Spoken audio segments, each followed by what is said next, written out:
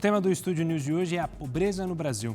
Para conversar com a gente, temos Rafael Osório, diretor adjunto de Estudos e Políticas Sociais do IPEA, e Fábio Gomes, sociólogo e CEO do Instituto Renoma. Sejam muito bem-vindos, Rafael, Fábio. Obrigado pela participação dos dois aqui. Primeiro, começando um olá para o Rafael e já emendando, aproveitando para emendar a primeira pergunta. Rafael, como é que a gente mede a pobreza? Quais são os parâmetros usados? E eles são internacionais, são parâmetros para definir? Porque eu acho que para a gente começar o programa é começar a entender como é que é essa medição. Bom, prazer estar aqui com vocês. Essa é uma questão muito importante, porque frequentemente a gente vê divulgação de estudos de pobreza que não dizem qual é o critério de pobreza que foi utilizado.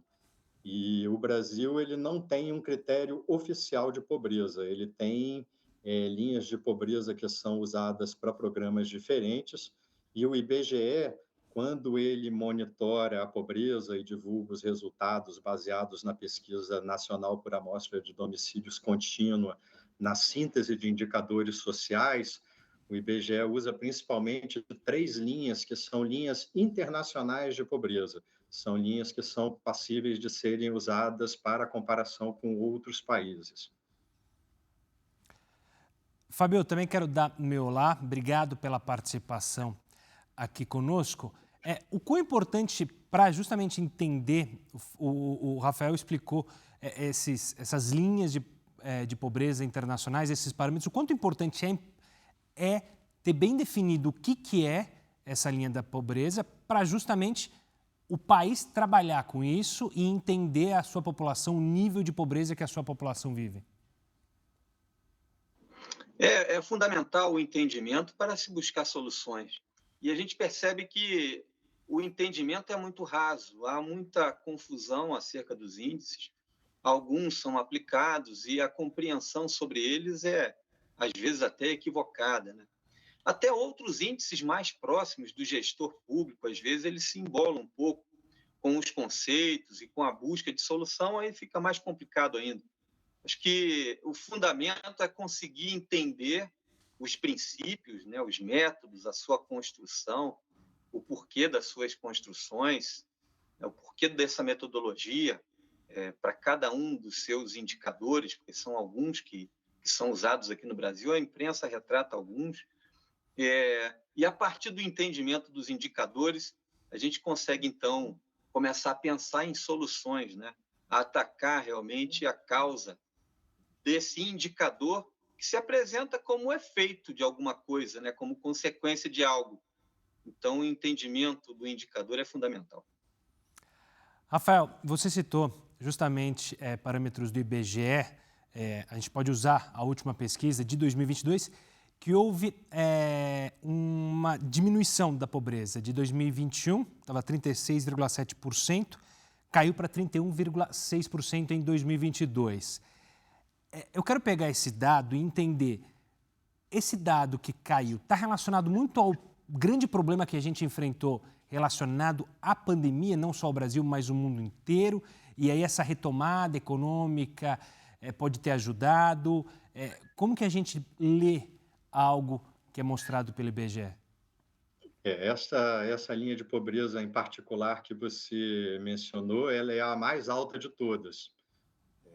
Então, você tem uma linha de pobreza mais baixa, né, uma intermediária, e essa daí é a maior de todas. Mas todas elas se comportaram mais ou menos da mesma forma nos últimos anos, embora com a linha de pobreza mais alta dá mais gente pobre do que com as linhas de pobreza mais baixas. Mas o que aconteceu foi que em 2020 nós tivemos uma piora muito grande da situação econômica do país, e aí a pobreza ela foi para um pico histórico, né? Ela subiu muito em 2020, depois em 2021 ela continuou muito elevada, né? E aí em 2022 ela baixou um pouquinho. Então teve uma redução aí realmente em 2022 em relação a 2021, mas sem que ela voltasse ao patamar de anos anteriores, por exemplo, como no ano de 2014, que foi o ano que a gente teve a pobreza mais baixa na nossa série histórica. Então, isso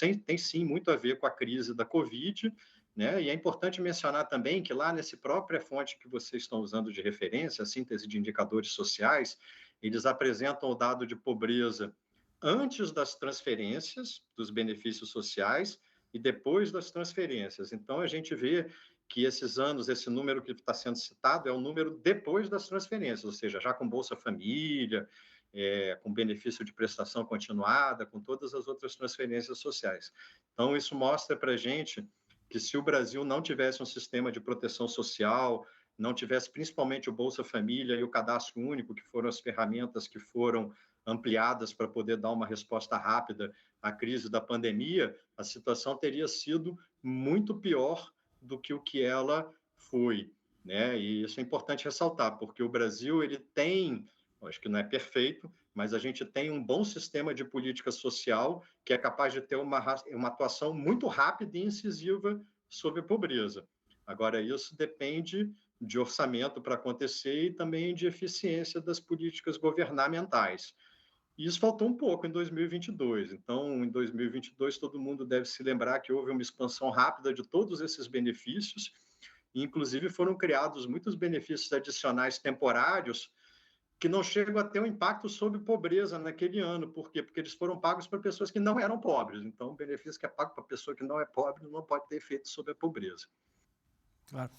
Fábio, eu queria também entender, esse recorte da pandemia, obviamente, ele acaba influenciando demais na pobreza, não só no Brasil, mas em todo o mundo. Mas o Rafael cita justamente 2014, quando a gente alcançou o menor nível de pobreza. O Brasil caminhava bem justamente em entender o que a sua população precisava, como auxiliar, quais auxílios positivos, e teve uma queda na pandemia. Isso é importante, o quão foi importante o antes? A gente estava no caminho certo ou não? A gente ainda caminhava a passos curtos? Se você observar aí os dados até que o Rafael cita, de 2012 até um período pré-pandemia, havia ali uma estabilidade dos indicadores de pobreza que foram ali dramatizados com a pandemia, né? Acho que tem um vínculo aí entre a questão pandêmica, o ambiente pandêmico e o desenvolvimento econômico e a empregabilidade, as pessoas mais vulneráveis sendo mais impactadas, quem sabe, por esse ambiente de pandemia. Então, você teve ali uma questão que envolveu as famílias mais vulneráveis, as famílias de economia de subsistência, gente que trabalha para se alimentar praticamente, que o rendimento é para a subsistência, e não sobra para mais nada. E esse tipo de relação com dinheiro, com renda, foi muito impactado na pandemia. Tanto é que esses recursos do governo para as famílias se apresentou como grande solução e diminuição ali desses indicadores de pobreza. Vínculo entre a questão social e o desenvolvimento econômico é muito visceral, né? Você tem aí desigualdades que são gritantes em algumas regiões do país em comparação com outras. Se olhar para o Nordeste, comparar com o Sudeste, por exemplo, é um nível de desigualdade, de pobreza muito maior, né? Então, acredito que a pandemia ela criou ali um drama para as famílias, em que o emprego era mais informal, em que você tinha ali situações com muito mais vulnerabilidade. E a gente percebe nas nossas pesquisas de campo sobre bem-estar, qualidade de vida, uma reclamação muito maior, né, da pandemia para cá, das oportunidades de emprego, das oportunidades para se alcançar um nível de renda melhor, uma demanda e uma busca por uma situação que ultrapasse os limites de uma economia de subsistência, né, para fugir um pouco assim da vulnerabilidade que alcança esse perfil que é configurado como extrema pobreza. Rafael, falando de políticas públicas, você começou justamente a citar há pouco Bolsa Família, entre outros benefícios. Às vezes há pouco entendimento dessas ferramentas para diminuir justamente a desigualdade social e a pobreza. Eu queria que você falasse justamente qual é a importância das políticas públicas, não só para tirar essas pessoas da pobreza, mas para justamente trazer o bem-estar social e o desenvolvimento econômico que o Fábio acabou de mencionar. Então, as políticas públicas são muito importantes, né? O que a gente vive hoje é fruto das escolhas que a sociedade vem fazendo ao longo dos anos. Para responder essa sua pergunta, a melhor coisa que a gente pode fazer é olhar para o nosso passado recente, onde a gente teve uma década de ouro de redução da pobreza, de crescimento, de desenvolvimento socioeconômico e também de redução de desigualdade, que foi o período de 2004 a 2014. Esse foi um período onde a gente teve redução contínua da pobreza, ano a ano. A gente teve uma redução da desigualdade também pequena ainda, mas surpreendente, porque a gente, até o final da década de 90, os analistas todos, a gente falava da estabilidade da desigualdade no Brasil. Então, nesse período aí de 2004 a 2014, foi um período que a desigualdade, mesmo quando a gente considera esses estudos que depois incorporaram os dados da declaração de renda, a gente vê que tem uma queda pequena. Mas quando a gente olha para esse período, a gente pergunta, bom, o que fez essa redução de pobreza? Foi principalmente o que a gente chama de crescimento pró-pobre. Então, esse foi um período onde houve desenvolvimento econômico, onde houve crescimento e houve redução da desigualdade também. Então, às vezes a gente pensa muito do Bolsa Família, mas o Bolsa Família ele foi um coadjuvante da redução de pobreza nesse período. Ele é muito importante porque ele atende uma parcela da população que é muito pobre e precisa muito desse auxílio. Mas quando a gente vê mesmo o que aconteceu foi isso, foi o crescimento pró-pobre, a criação de empregos formais para a população de baixa escolaridade, com baixa qualificação. Então, isso é muito importante, porque o nosso país ainda tem um perfil de uma mão de obra muito pouco qualificada, muito pouco educada, muito pouco treinada.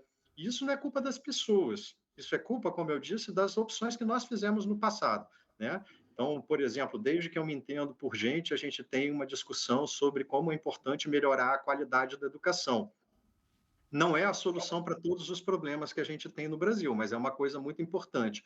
Mas é uma coisa na qual a gente vem patinando sem conseguir muitos resultados. Então, é muito importante que a gente tenha a consciência e a noção de que as políticas que são feitas hoje, nem sempre elas estão alinhadas com os objetivos da República que estão lá no artigo 3º da nossa Constituição. Lá está dito que a missão do Estado brasileiro, da nossa República, uma delas é reduzir a pobreza e as desigualdades regionais. Então, a gente devia exigir de todos os nossos políticos que, quando eles apresentam qualquer projeto de lei no Congresso, que eles explicassem para a gente como que esse projeto que você está apresentando vai contribuir para que a gente promova o desenvolvimento, reduza as desigualdades regionais, a pobreza, a marginalização, sem discriminar, visando ao bem de todos. Porque, como o Fábio disse, a pobreza no Brasil ela tem endereço, a pobreza é maior no Nordeste, mas a pobreza também tem idade, ela também tem sexo e ela também tem cor e raça no Brasil. Então, essas são todas questões que a gente tem que resolver e nós estamos devendo nisso. A gente precisa tomar decisões que realmente nos coloquem no sentido do desenvolvimento socioeconômico, que a gente estava nesse rumo durante um período recente, mas em algum momento nós nos perdemos e essa última década foi uma década perdida como a década de 80 em termos do desenvolvimento socioeconômico e social do país. Claro. Fábio, eu queria fazer uma pergunta antes da gente ir para o intervalo, justamente comparando com outras nações. Eu sei que é complexo comparar o Brasil com outras nações, até pelas situações de população, mas é possível usar exemplos de outras nações que passaram por problemas sociais e conseguiram, ou conseguem, ou têm conseguido diminuir esse nível de pobreza? Coreia do Sul, a gente acompanhou depois da Guerra das Coreias uma evolução, hoje um país completamente diferente. Singapura pode ser citado, outros países têm exemplos, ou o que eles usaram no passado, hoje dificilmente daria certo aqui no Brasil? Comparações que são feitas com outros países, nessa superação da desigualdade, passa justamente pelo que o Rafael estava falando sobre a questão da educação. Países exemplares na inovação no que diz respeito à à educação, né?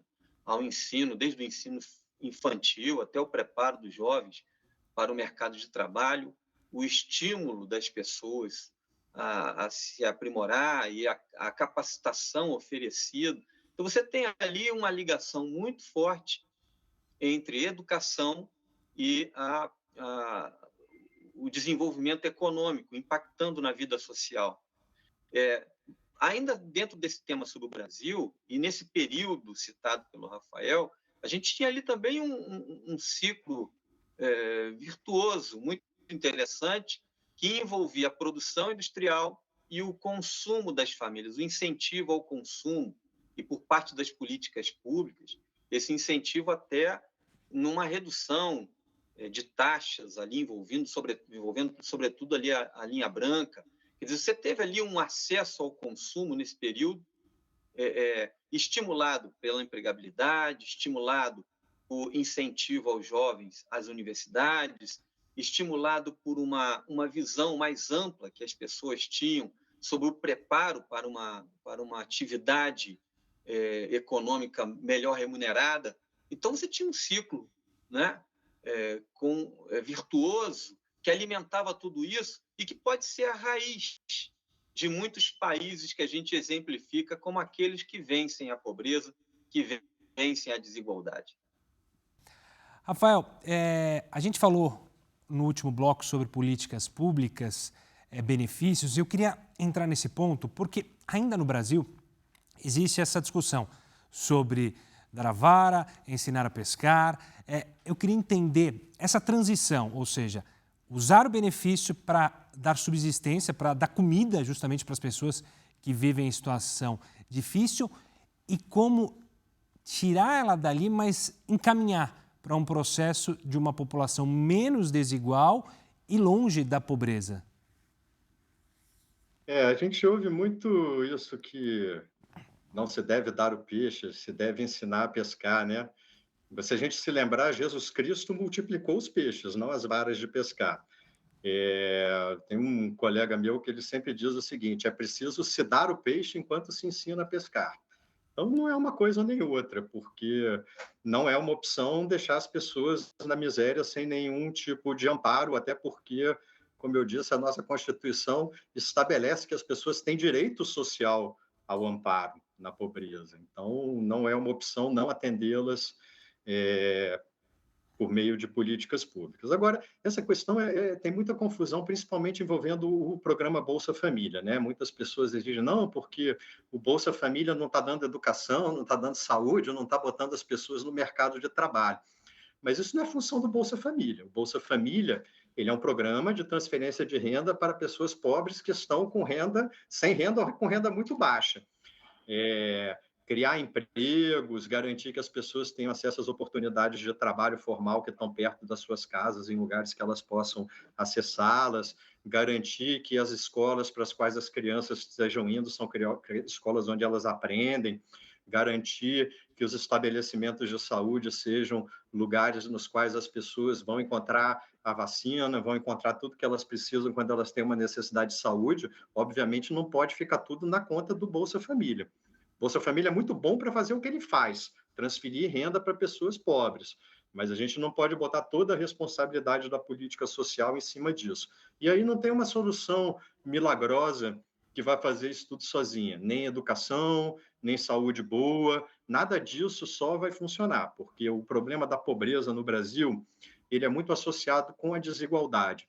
E embora a gente tenha esse discurso de valorização da educação, que é um discurso correto, a educação é um fim em si próprio, é muito boa, a gente tem que entender que a desigualdade no Brasil, ela não é uma questão educacional, porque a maior parte da desigualdade no Brasil, ela está no topo da distribuição de renda, ela está localizada nas pessoas muito ricas, e essas pessoas têm nível superior, como pessoas que não são tão ricas assim, tem até gente no cadastro único com nível superior no Brasil. Então, não é só uma questão de educação, é uma questão da gente também repensar as estruturas institucionais da nossa sociedade que favorecem a reprodução da riqueza e da pobreza, e, portanto, da desigualdade, para ver se a gente consegue começar a atuar de uma forma mais efetiva sobre elas.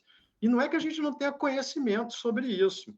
Na verdade, a gente tem conhecimento e bastante sobre como isso funciona. O que a gente não tem tido é vontade política de resolver esse problema. E, ao contrário, nos últimos anos, nós temos visto várias decisões de política que vão no sentido de aumentar a desigualdade, que não contribuem para reduzir a pobreza. Quer dizer, então, isso depende também do quanto que a gente considera, enquanto nação, que isto é uma prioridade. Fábio, eu vou pegar algo que o Rafael mencionou, justamente, muitos ricos e muitos pobres.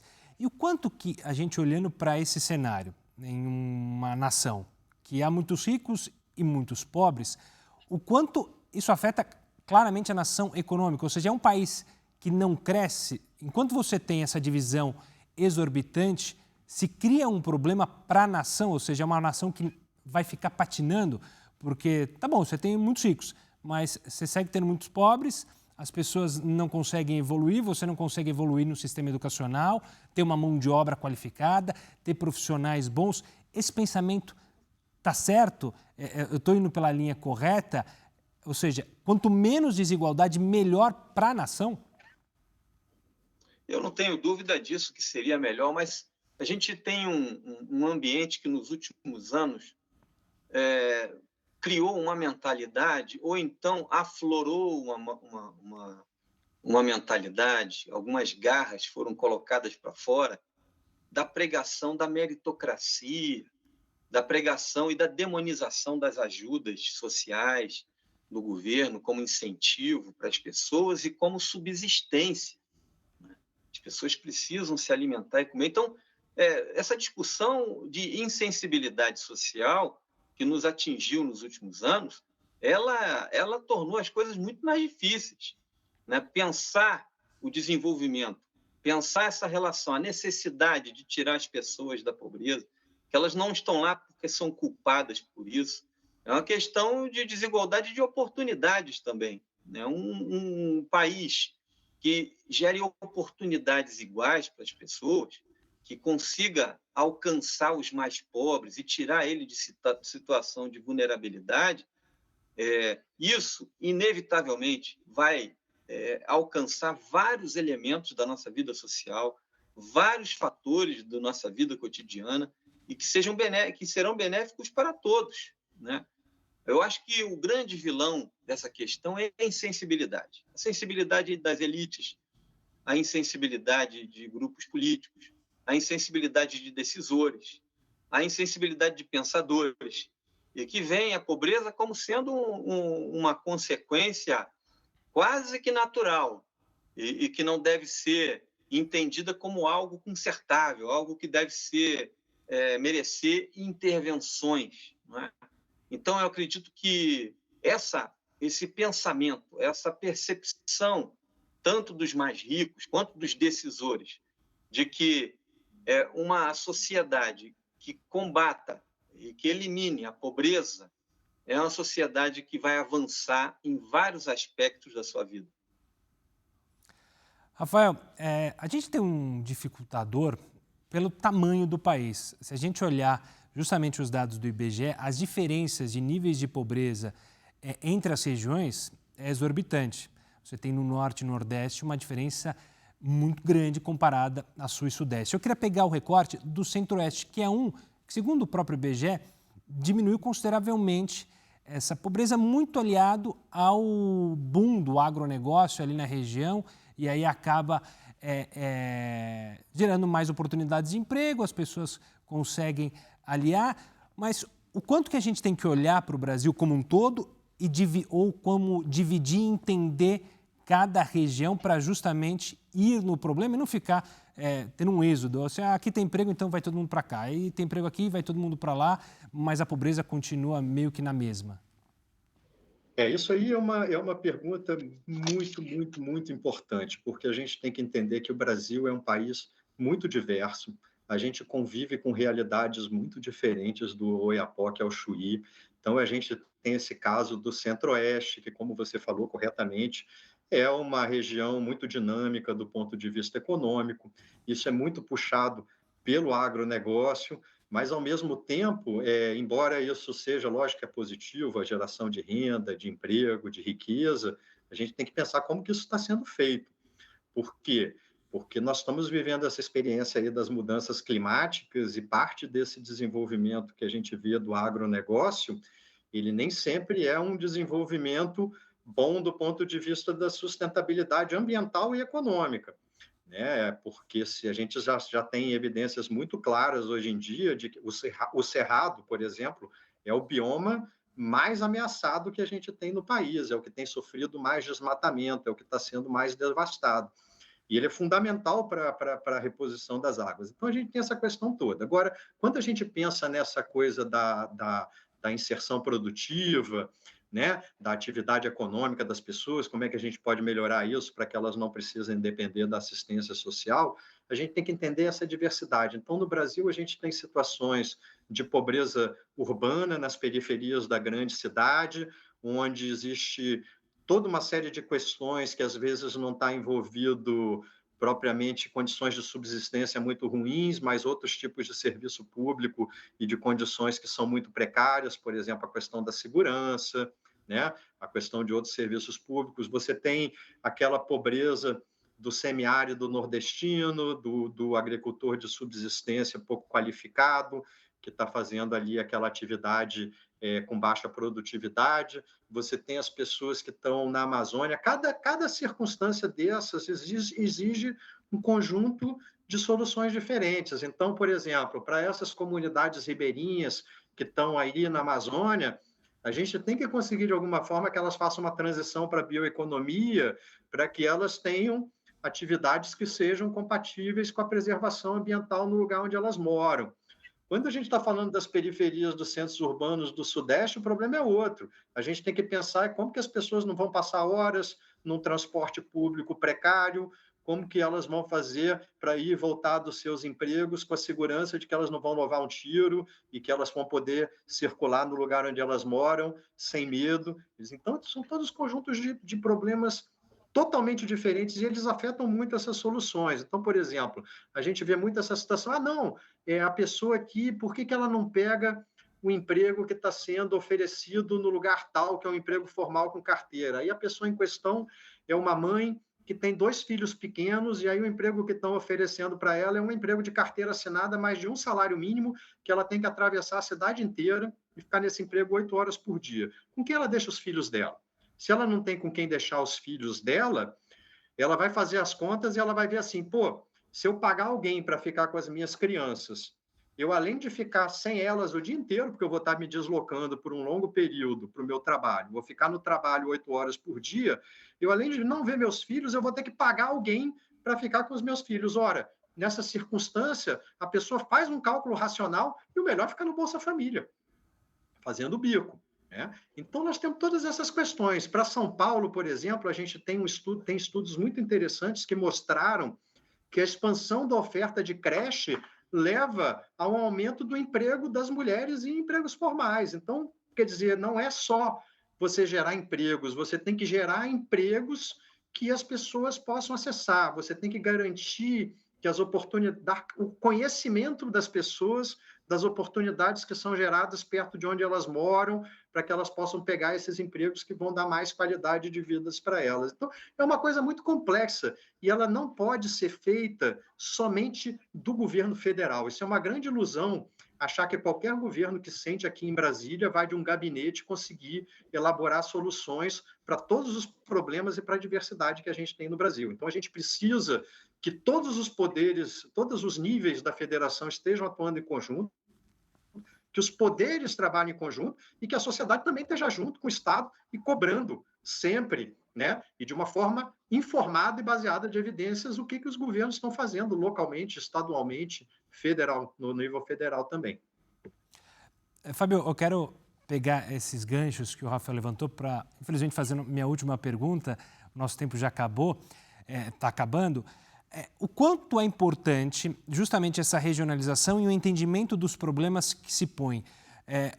O Rafael citou a questão das mulheres, me veio à tona algo que o governo federal anunciou recentemente sobre pagar para os estudantes continuarem na escola e não deixarem as escolas e ficarem naquela turma do neném, ou então sair da escola justamente para conseguir um dinheiro para ajudar a família.